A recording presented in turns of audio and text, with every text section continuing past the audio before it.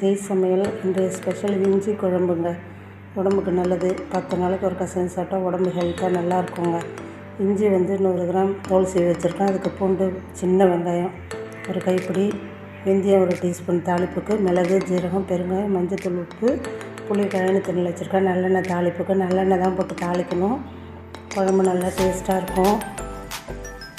இஞ்சி, மிளகு, ஜீரகத்தை வறுத்துட்டு செய்யணுங்க. வறுக்கிறப்ப பார்க்கலாங்க. ஒரு சட்னிக்கு 2 அளவு எண்ணெய் போட்டுட்டுங்க. இஞ்சி குழம்புக்கு இஞ்சியை முதல்ல வதக்கி எடுத்துடணுங்க. அதுலேயே மிளகு ஜீரகமும் போட்டு வறுத்து எடுத்துடணும். குழம்புக்குங்க ஒரு சட்னிக்கு 2 எண்ணெய் ஊற்றி இஞ்சியை போட்டுடணும். மிளகு ஜீரகமும் அதிலே போட்டு வறுத்து எடுத்துட்டு அரைச்சிட்டு அந்த பேஸ்ட்டில் தான் குழம்பு வைக்கணும். குழம்புல வெந்தயம் போட்டு தாளிப்பு போட்டுட்டுங்க. அந்த பூண்டு எடுத்து வச்சு வதக்கிட்டு அந்த அரைச்ச பேஸ்ட்டை ஊற்றணும்.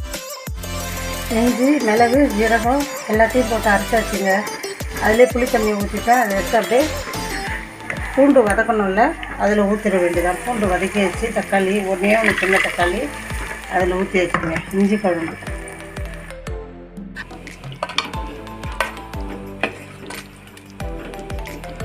ஒரு கட்டி அச்சு வெல்லம் போட்டுக்கிட்டால் குழம்பு நல்லா சூப்பராக இருக்குங்க.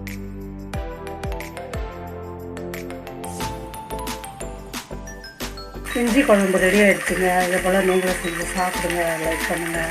இஞ்சி குழம்பு சாப்பிட்டா டைஜஷன் ஆகும், சளி பிடிக்காது, உடம்பு கை கால்கள் எல்லாம் இருக்காதுங்க. நீங்களும் இதே போலவே செஞ்சு சாப்பிடுங்க. லைக் பண்ணுங்கள், கமெண்ட் பண்ணுங்கள்.